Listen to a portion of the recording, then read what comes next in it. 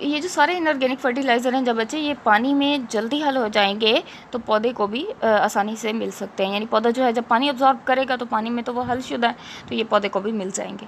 दूसरे बच्चे organic fertiliser, ये ऐसे फर्टिलाइज़र्स हैं जो या तो प्लांट से हासिल होते हैं या फिर एनिमल से हासिल होते हैं। यहाँ पर एग्जाम्पल दी हुई है मैन्यूर एंड कंपोस्ट की, यानी ये जो गोबर वगैरह होता है, तो देहातों में ऐसे होता है कि गोबर को भी उस खाद के तौर पर ज़मीनों में डाला जाता है ताकि पौधा जो है इसकी ग्रोथ अच्छी हो सके।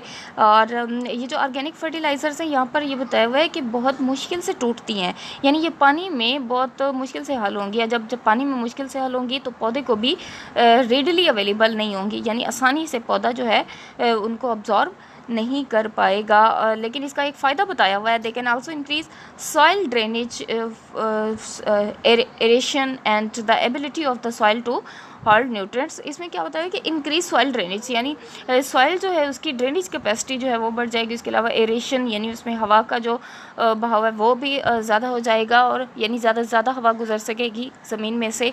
और उसके अलावा जो सॉइल की होल्डिंग न्यूट्रिएंट कैपेसिटी है वो भी बढ़ जाएगी, यानी सॉइल जो है उसमें न्यूट्रिएंट स्टोर रहते हैं, सॉइल की ये कैपेसिटी भी बढ़ जाएगी। इसके अलावा यहाँ पर एक शॉर्ट क्वेश्चन दिया हुआ है, the distinction between the organic and inorganic fertiliser is not always clear cut. इसका क्या मतलब है, यानी ये फ़र्क कि ये जो फर्टिलाइज़र हैं ये ऑर्गेनिक हैं और दूसरी जो फर्टिलाइज़र्स हैं वो इनऑर्गेनिक है, कैसे पता चलता है? ये इसका आंसर क्लियर कट नहीं है। क्यों नहीं है? क्योंकि जो यूरिया है ये एक ऑर्गेनिक कंपाउंड है, लेकिन ये जो है chemically synthesised urea is generally grouped with inorganic fertiliser.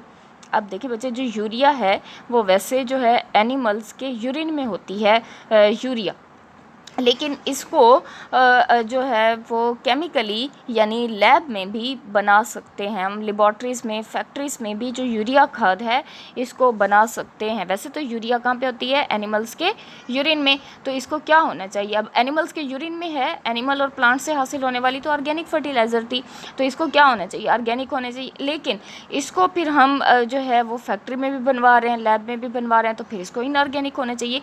तो इस तरह से हम क्लियर कट नहीं बता सकते कि ये जो फर्टिलाइज़र है ये ऑर्गेनिक है और ये फर्टिलाइज़र इनऑर्गेनिक है। उसके बाद बच्चे बताया हुआ है environmental hazard related to fertiliser use. Fertiliser को इस्तेमाल करने का माहौल पर क्या हैज़र्ड्स हैं, क्या नुकसानात हैं माहौल को? पहला बताया हुआ है fact, soil nutrient holding capacity. ज़्यादा से ज़्यादा जब फर्टिलाइज़र खाद का इस्तेमाल किया जाता है तो ज़मीन के अपने जो न्यूट्रिएंट्स हैं वो कम हो जाते हैं। उसके अलावा यूट्रॉफिकेशन, अगर आपने किसी पॉन्ड वगैरह पर, झील या तालाब वगैरह पर देखा हो तो वहाँ पर एक एल्गी की लेयर सी बनी होती है, पूरी एल्गी जमी होती है ग्रीन सी, तो उस प्रोसेस को कहते हैं यूट्रॉफिकेशन। वो भी खाद की ही वजह से बढ़ जाती है। और उसके अलावा नेक्स्ट बताया हुआ है जो इमिशन है ग्रीन हाउस गैस का वो भी बढ़ सकता है। यानी अगर आप कोई ऐसी खाद इस्तेमाल कर रहे हो जिसमें नाइट्रोजन है, यानी कोई नाइट्रोजन की फर्टिलाइज़र इस्तेमाल करते हो, तो उसमें से ग्रीन हाउस गैस जिसका नाम है नाइट्रस ऑक्साइड वो निकलती है। यानी नाइट्रोजन वाली खाद देने से जब पानी में वो जाएगी खाद और पौधा उसको अब्जॉर्ब करेगा तो उसके बाद उसमें से गैस निकलती है। उस गैस का नाम है नाइट्रस ऑक्साइड, जो कि क्या है? ग्रीन हाउस गैस है। ग्रीन हाउस गैस जो है ये जैसी हवा में जाएगी तो इसका एक इफ़ेक्ट होगा जिसको नाम दिया जाता है ग्रीन हाउस इफ़ेक्ट। और ग्रीन हाउस इफ़ेक्ट की वजह से सूरज की जो अल्ट्रावायलेट रेडिएशंस हैं वो ज़मीन तक पहुंच रही हैं और हमें स्किन कैंसर और भी कई बीमारियां उससे हो रही हैं। तो खाद देने का एक ये नुकसान है कि उसमें से ग्रीन हाउस गैसेस निकलती हैं। उसके अलावा जो सॉइल की एसिडिटी है वो भी बढ़ जाती है, क्योंकि सॉइल में जैसे ही आपने नाइट्रोजन डाला अमोनिया उसमें होती है, अमोनिया वाली कोई खाद दी तो अमोनिया और नाइट्रोजन एक ही बात है।